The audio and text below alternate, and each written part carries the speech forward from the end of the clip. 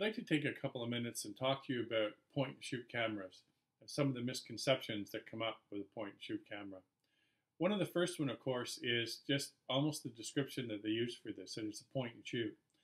That kind of almost implies it's a camera you pick up, you fire off a couple of snapshots and you put it away.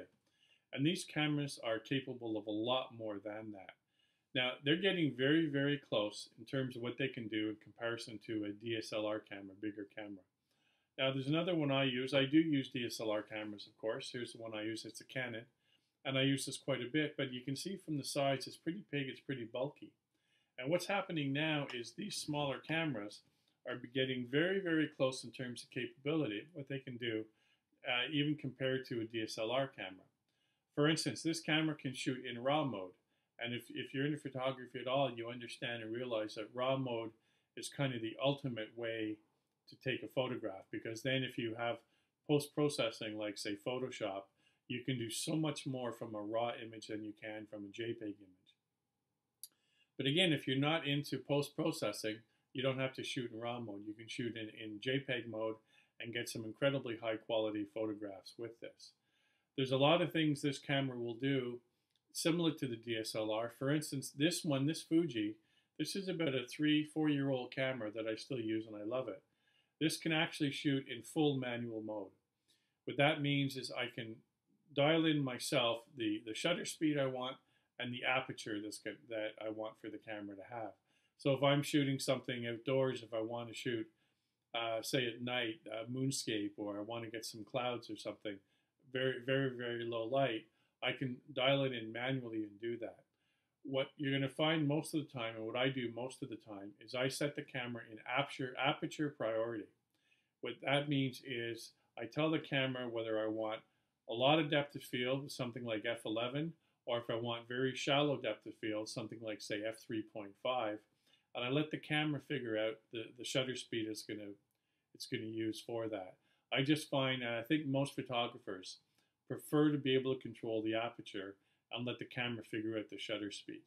So that's one thing that you can do with this. With these cameras as well, if you use them to their capability, they have things like white balance control. Rather than the camera figure out in average what the white balance should be, you can actually dial in that you're shooting, say, outdoors where there's a sunset. So it knows, okay, I'll set the white balance. I know there's lots of oranges or whatever in the shot. You can tell it's a cloudy day, it's a sunny day.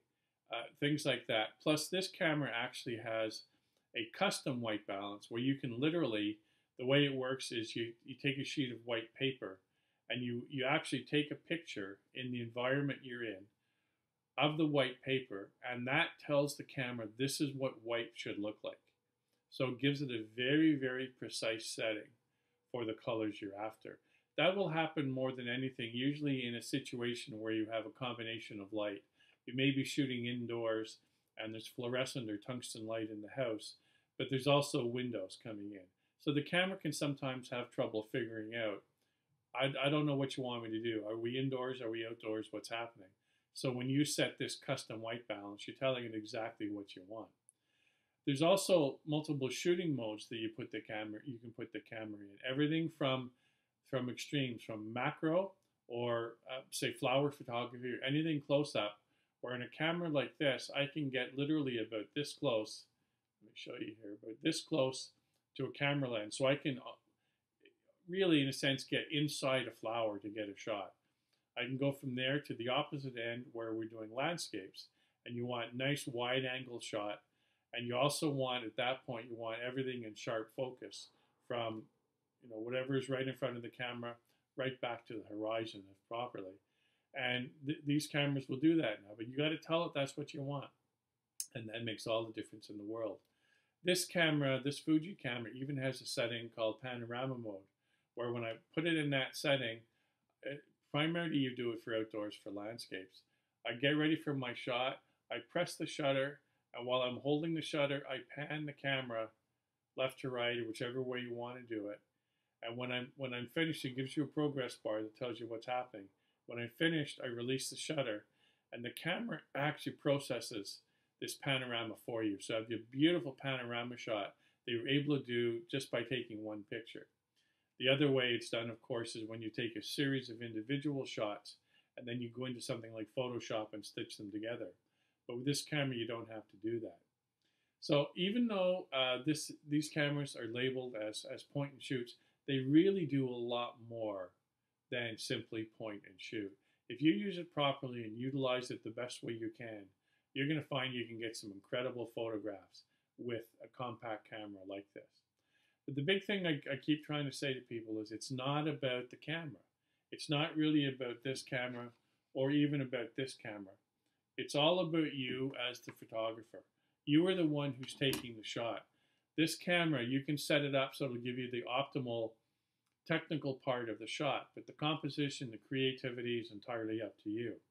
You can hand me a $10,000 camera and I can go out and shoot, and you can hand someone like Scott Kelby or Scott Bourne or one of the professional photographers you may follow, you can give them a camera like this, and their shots are going to blow mine away because it's about them. It's about their creativity, and they've been doing it for so long, they know what works and what doesn't. So it's really not about the equipment. It's about the photographer taking the shot. So that's what I wanted to talk about to start with this first video.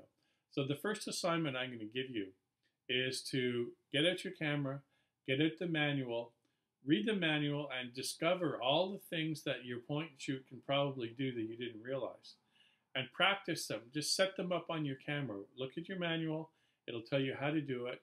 Then set it up on the camera and get used to how you can find these things quickly. If you're out and you're shooting, you see beautiful sunset, and you want to get the best optimal technical shot of the sunset, you have to be able to tell the camera that's what you want. But you don't want to spend time fumbling trying to remember how to do it. You want to very quickly be able to get to that sunset mode, frame your shots, compose your shots, and get it, and then move on. Because if you're trying to figure out how to do it at the last minute, by the time you figure it out, the sun's gone below the horizon, or a cloud has come by, or something can change the scene dramatically. So you have to be able to very quickly figure out how to get the shot and do it. So that's your assignment until the next video comes out, is just figure out everything your camera can do. From there, we'll show you some examples of, I'll take some shots using different settings of the same shot and give you an idea of how it looks when you see the finished result. So that's it for now. Until then, I'm going to say get the camera out, get the manual out, and have some happy shooting. And if you're interested, by the way, we have a blog that we've started that talks about this as well. And we would invite you to go to www.pointandshoothowto.com. And there you'll see a lot of information similar to these videos that will appear on that site. So whether you prefer reading material or you prefer watching a video, we're going to cover both ends of it. So until we talk again, I would just like to say happy shooting.